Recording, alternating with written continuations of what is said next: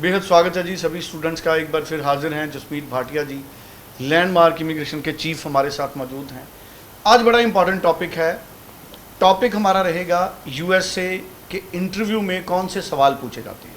सबसे ज़्यादा स्टूडेंट्स को परेशानी होती है कि क्या हम यूएसए की इंटरव्यू क्लियर कर लेंगे, और सवाल जो अक्सर पूछे जाते हैं जिनको कॉमनली आस्क्ड क्वेश्चंस हम कहते हैं, वो आज जसमीत जी से जानेंगे। जसमीत जी हमारे साथ लैंडमार्क इमिग्रेशन के चीफ के तौर पर मौजूद हैं और 20 साल से यूएसए के लिए स्टूडेंट्स को गाइड करके भेज रहे हैं। जसमीत जी, आपका वेलकम है sir. Hello everyone, thank you so much. Jasmeet ji, आज के टाइम में यूएसए के इंटरव्यू के लिए किस तरह के क्वेश्चंस पूछे जाते हैं? क्या हमारे नॉर्मल स्टूडेंट्स उन क्वेश्चंस को रिप्लाई कर सकते हैं? इतना जनरल नॉलेज उन स्टूडेंट्स को है?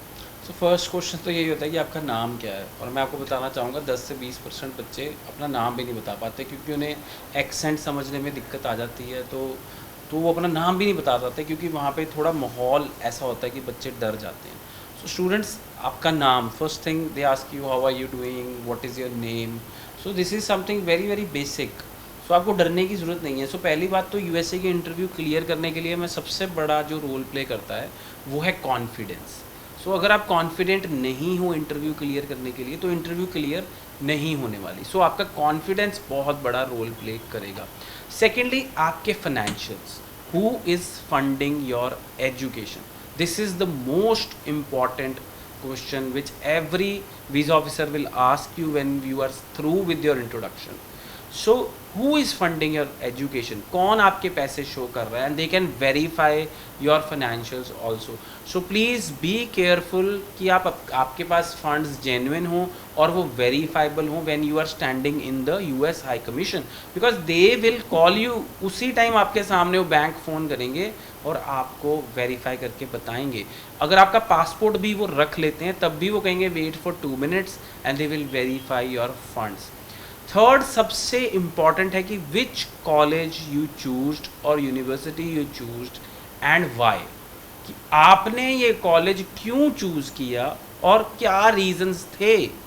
सो आपको अपने कॉलेज का नाम, अपने कॉलेज के कोर्सेज, अपने कॉलेज के की पॉइंट्स पता होने बहुत ज़्यादा ज़रूरी हैं। इसके बाद जो लास्ट क्वेश्चन हो सकता है कि which city you are going to, why not New York, why not Washington DC, why you are going to St. Louis, why you are going to Georgia, Atlanta. So you should know which city you are going to and what is the cost of accommodation there, how will you do, what are the methods of transportations there, कितना खर्चा है रहने का, कितना खर्चा है transportation का, कितना खर्चा होगा आपका महीने का।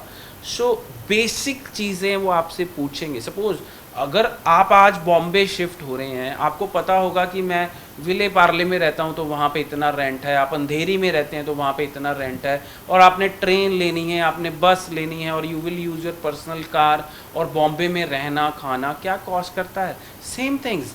सो दे विल आस्क यू कि अगर आप सेंट लुइस जा रहे हो या किसी भी शहर जा रहे हो तो क्यों आपने वो शहर चूज़ किया।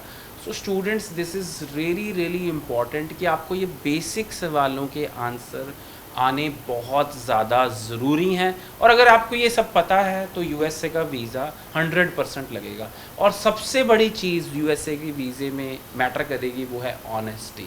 अगर आप झूठ बोल रहे हैं तो visa officers are trained to find out कि आप झूठ बोल रहे हैं। आपकी आंखों में देख के वो बता सकते हैं कि you are telling a lie. सो प्लीज़ आप अपनी इंटरव्यू में झूठ मत बोलें और अपनी फैब्रिकेटेड प्रोफाइल बिल्कुल मत लेके जाएं, क्योंकि मैंने देखा है कि बच्चे बहुत मिसगाइड हो जाते हैं। कंसल्टेंट कहता है कि आप बोल देना आपके फादर डॉक्टर हैं, आपके फादर इंजीनियर हैं। Please don't do that because US embassy will come to know and you will be banned from USA. और अगर आप यूएसए से बैन हो गए तो कनाडा भी नहीं जा सकते आप, because USA and Canada share all information together.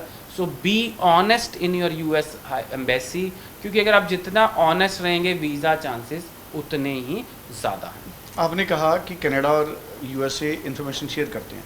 अगर स्टूडेंट कनाडा से रिफ्यूज है तो वो यूएसए जा सकता है? बिल्कुल। सी, अगर आपने सच बोला है कैनेडियन फाइल में तो आप 10 बार रिफ्यूज़ हो अगर आप सच बोलते हैं और आप कोई फ्रॉडुलेंट डॉक्यूमेंट नहीं यूज़ करते हैं, तो आप चाहे यूएसए से भी 10 बार रिफ्यूज़ हों, तो आप अपनी फ़ाइल में सिर्फ मेंशन करना है कि मैं यूएसए से रिफ्यूज़ हूँ। आप कनाडा में ऐसे हज़ारों वीज़े हमारे पास लगे हैं जो बच्चे यूएसए से रिफ्यूज़ थे।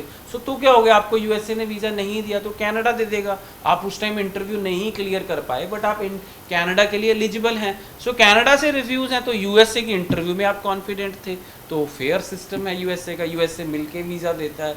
यूएसए का सिस्टम ही है कि जब तक वो आपको मिलेंगे नहीं, आपको वीज़ा नहीं देंगे। सो फॉलो, अगर आप सच हैं तो आपको पूरी दुनिया में वीज़ा मिल सकता है, चाहे 10 बार रिफ्यूज़ हो जाए। आपको पता ही है सुरेंद्र जी, अभी हमारा 13 टाइम्स रिफ्यूज़ था बच्चा। वो यूएसए से भी रिफ्यूज़ था, ऑस्ट्रेलिया से भी रिफ्यूज़ था, न्यूजीलैंड से भी रिफ्यूज़ था। इसके अलावा 13 बार वो कनाडा से भी रिफ्यूज़ था, फिर भी उसको वीज़ा मिला। सो उस चांस में तो उसको वीज़ा मिलना बनता ही नहीं था। पर बच्चे ने कोई फाइल में अपनी गलत डॉक्यूमेंट नहीं लगाए, फ्रॉडलेंट डॉक्यूमेंट नहीं लगाए, कोई गलत इन्फॉर्मेशन शो नहीं की, तो आपको वीज़ा मिल सकता है। चलिए, बड़ी इंपॉर्टेंट इन्फॉर्मेशन है।